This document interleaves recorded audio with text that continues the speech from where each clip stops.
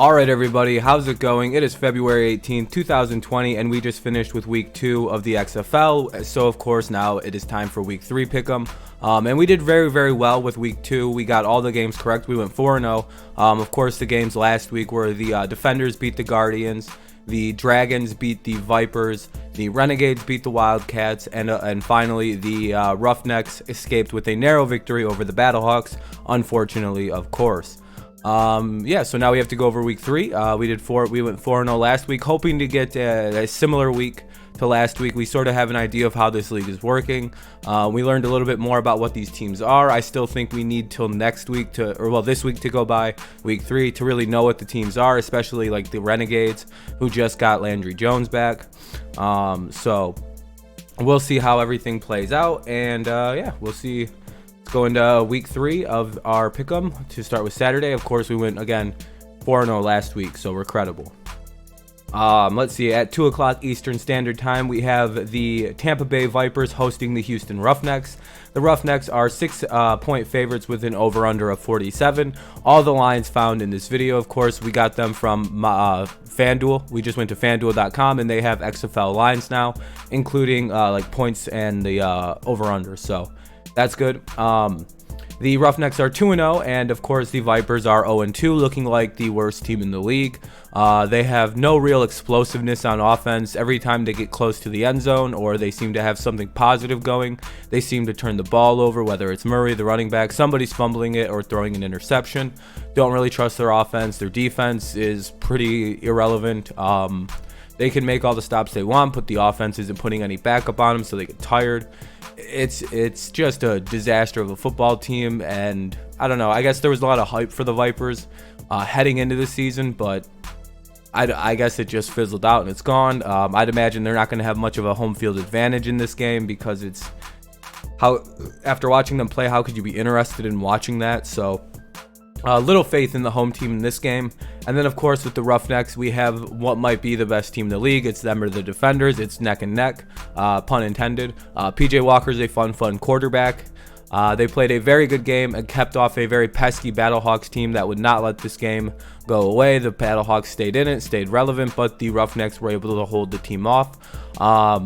They looked good in their first week victory when they won 37-17. I believe it was against the whoever they played. They just destroyed, and then they won again last week. So they're looking pretty good. They seem like they're one of the best 3 teams in this league. So this one's an easy decision. Give me the Roughnecks over the Vipers, 35-15.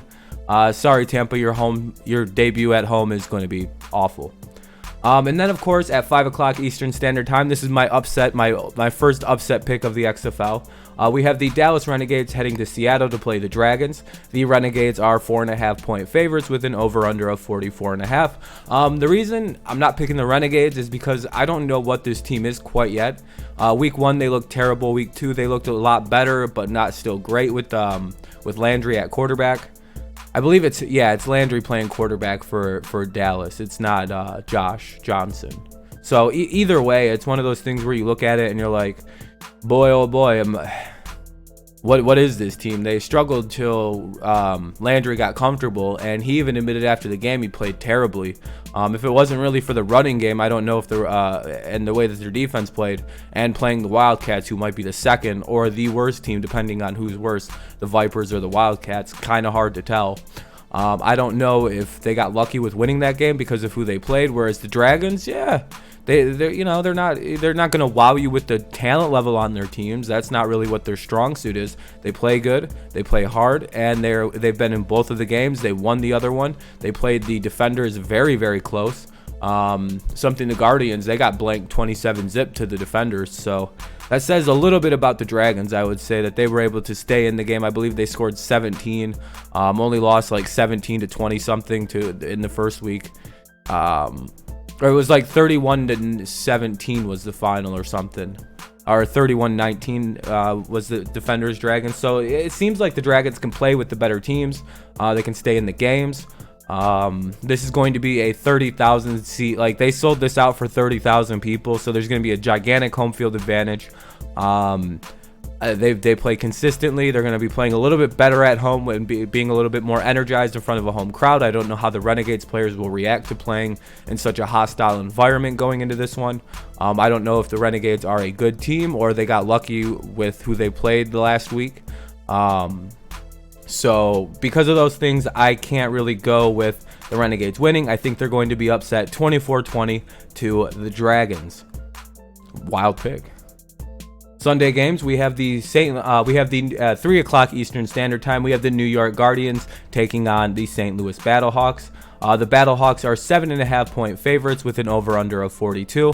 I believe this is the Battlehawks home opener, so there's a little bit of a plus for them on that side of it.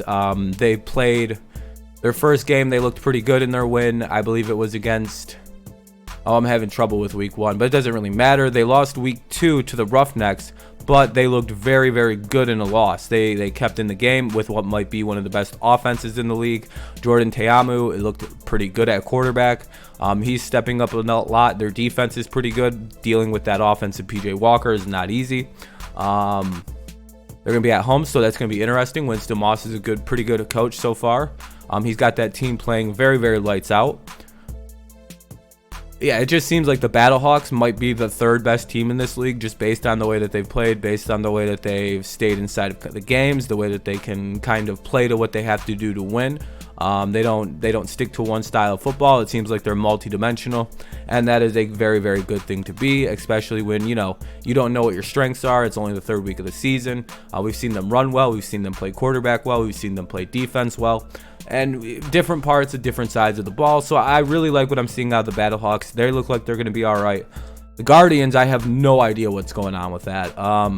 Yeah, they won their first game, but then the second game they got beat 27-0. Matt McGloin was out criticizing his teammates and his coaches for the reason he played bad. It seems like the offensive side of the Guardians is a disaster, and their defense isn't much better, but I don't know if it's just they got mismatched by playing the defenders. I don't know really what happened with the Guardians. I don't think it's a good thing to have to play the defenders, and then the very next week you have to play a team that's probably the third best team in the league in the Battlehawks at their home opener.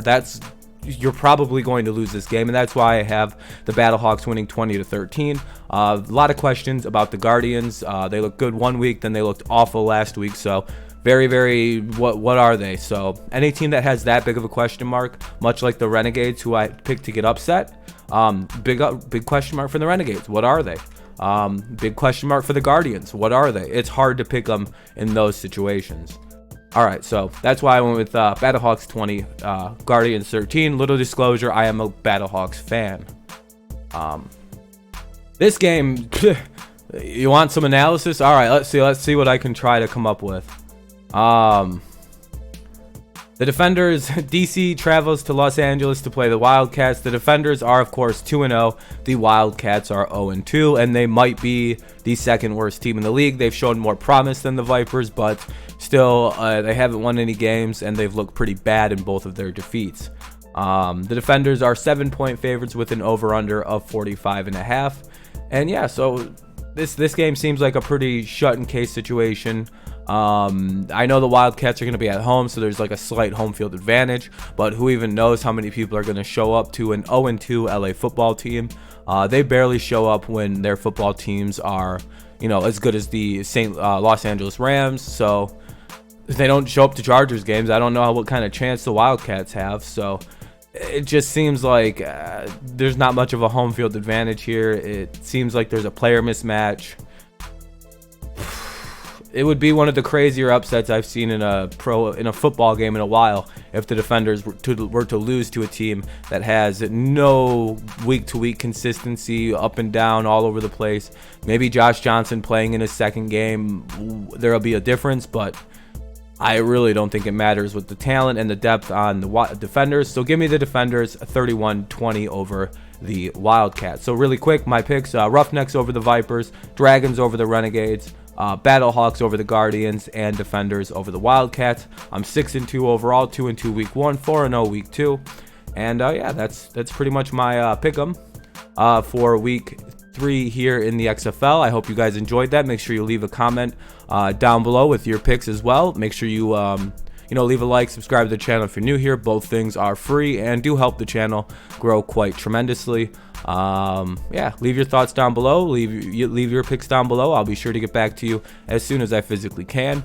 How are you doing in the XFL? How are you enjoying it? Do you think quarterback play is going to be the doom or the death of this league? I certainly might think so, but we'll see, because we know Jordan Ta'amu and we know PJ Walker are going to get shots in the NFL, and what happens when they leave, that remains to be seen. Maybe Cardale and maybe Landry too, but all right, guys, thank you so much for listening. I'm going to cut this off before it gets to 11 minutes. Thank you so much for listening. Make sure you subscribe, make sure you leave a like, and leave a comment. Have a good one. Peace out. Go Battlehawks and go Patriots. Peace.